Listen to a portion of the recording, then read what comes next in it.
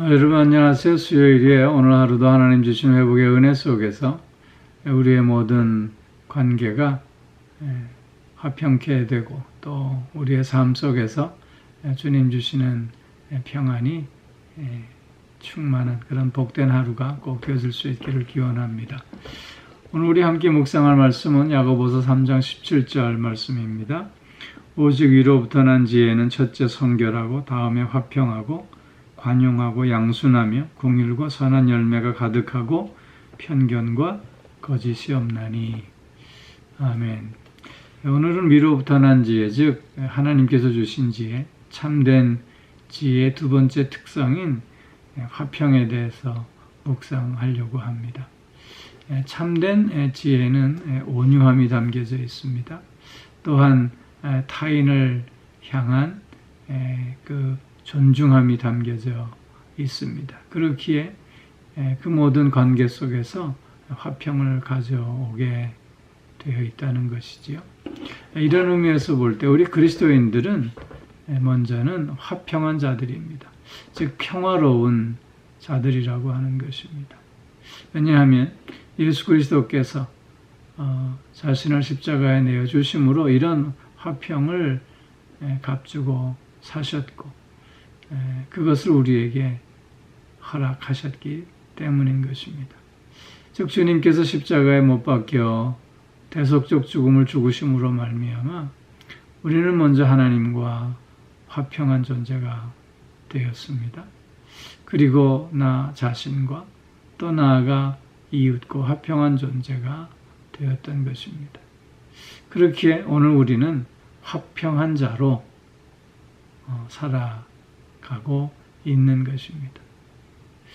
우리는 이런 화평한 자이기에 우리는 남에게 해를 끼치지도 않을 뿐만 아니라 또한 남이 나에게 해를 끼친다 할지라도 결코 보복하지 않는 삶을 살고 있어야 하겠다는 것입니다. 세상적으로 볼 때 이런 자들은 약자들이고 어리석은 자들이고 또한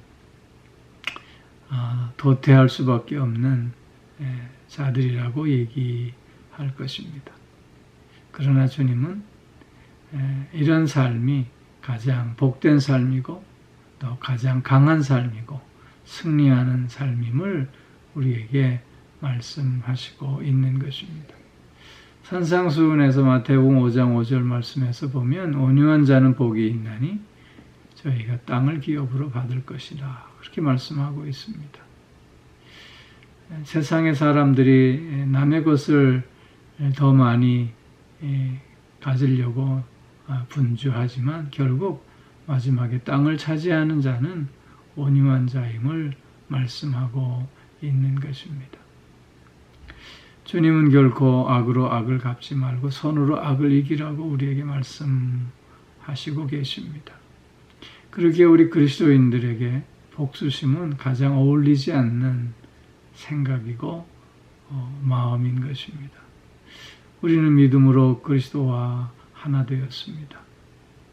그리고 나아가 사랑으로 사람들과 또 하나됨을 이룰 수 있어야 하는 것입니다. 왜냐하면 우리는 화평한 자이기 때문입니다. 우리는 평화로운 자이기 때문에 이런 일들이 가능하다고 하는 것이지요. 그리고 두 번째로는 우리 모든 그리스도인들은 또한 화평케 하는 자가 되어야 한다는 것이지요. 평화를 이루는 자들이 될 수 있어야 하는 것입니다. 피스메이커가 되어야 한다는 것이지요. 평화가 깨어진 그곳에 가서 평화를 다시 회복시키기 위해서 노력하는 사람들이 되어야 하겠다는 것입니다. 마태복음 5장 8장에서 보면 화평케 하는 자는 복이 있나니 저희가 하나님의 아들이라 일컬음을 받을 것이다 말씀하고 있습니다. 싸움에서 중재 역할을 한다는 것은 그렇게 환영받지 못하는 일이 될 수 있습니다. 사람들로부터 감사도 받지 못하고 인정도 받지 못할 수 있습니다. 그러나 하나님이 이것을 귀히 여겨주신다고 하는 것입니다. 이런 일들을 통해서 하나님의 자녀임을, 하나님의 사람임을 드러내 보이게 하시겠다고 말씀하고 계시는 것입니다. 주님은 당신을 내어주심으로, 당신의 권리를 포기하심으로 화평케 하셨습니다. 우리 또한 우리의 삶의 자리에서 나를 내어줌으로, 나의 권리를 기꺼이 포기함으로 또한 화평케 하는 자들이 꼭 되어져야 할 줄로 믿는 것입니다. 그리고 참된 평화라고 하는 것은 성결과 거룩의 기초를 두고 있음을 우리는 또한 깨달을 수 있어야 합니다. 잠언 16장 17절 말씀에서 보면 사람의 행위가 여호와를 기쁘시게 하면 그 사람의 원수라도 그로 더불어 화목하게 하시느니라 말씀하고 있습니다. 즉 모든 관계의 기초는 하나님과의 화목의 관계를 이룸에 있음을 강조해 주고 있는 것입니다.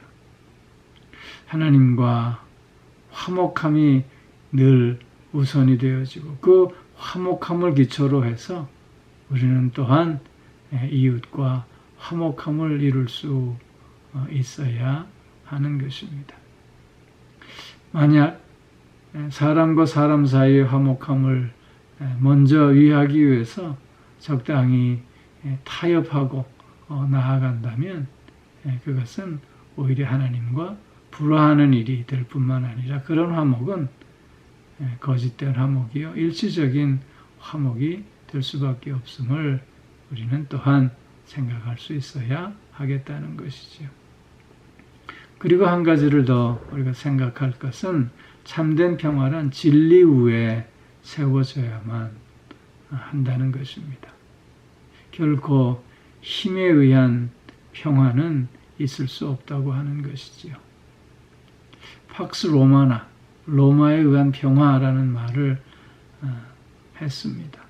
로마의 힘에 의해서 평화가 이루어졌다고 하는 것이지요. 그러나 이것은 진리가 힘이 아니라 힘이 진리라고 하는 논리의 결과일 수밖에 없는 것입니다. 로마도 멸망하지 않았습니까? 힘에 의한 평화는 늘 이처럼 소멸되어질 수밖에 없는, 영원할 수 없는 평화라고 하는 것입니다.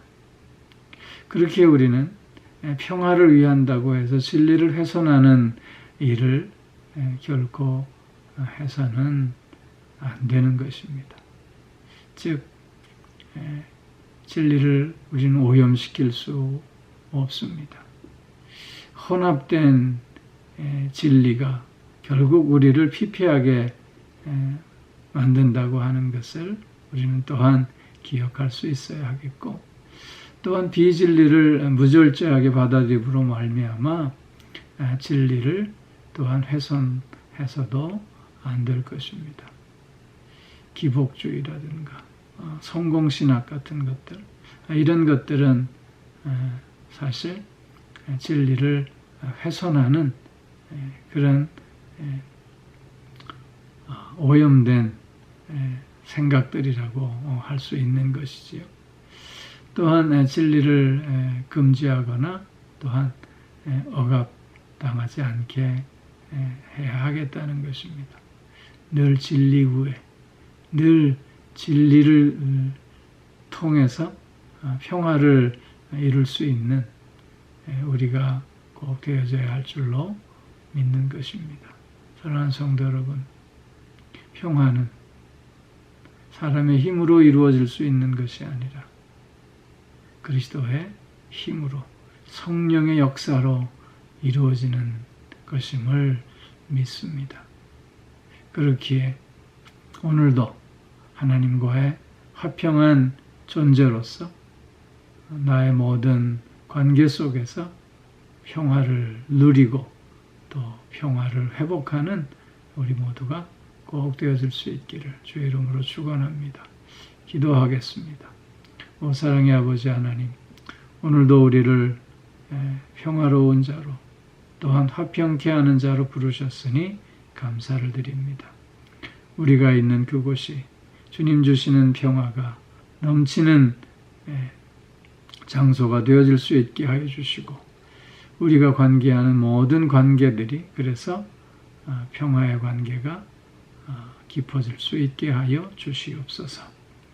사랑의 아버지 하나님, 오늘도 영육간의 강건함으로 붙들어 주시고 우리의 가정과 우리의 자녀들을 또한 사랑과 은혜로 함께하여 주셔서 행복한 가정, 건강한 가정을 이루어갈 수 있게 하시고, 가정에 되어지는 모든 일들을 통해서 하나님의 선하심을 맛볼 수 있게 하여 주시고, 사랑하는 자녀들, 아버지 하나님, 늘 평화를 누리고 또 피스메이커로서 하나님의 평화를 나누는 자들이 꼭 되어질 수 있게 하여 주시옵소서.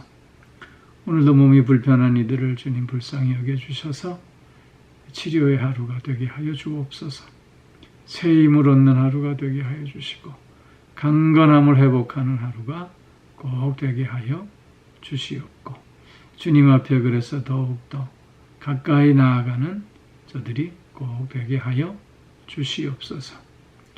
마음이 상해 있는 이들, 지쳐 있는 이들, 어찌할 바 몰라 방황하고 염려하는 이들을 주님 또한 붙들어 주셔서 소망의 든든함 가운데 다시 한번 기쁨을 회복하고 평강을 회복하는 자들이 다 되게 하여 주시옵소서.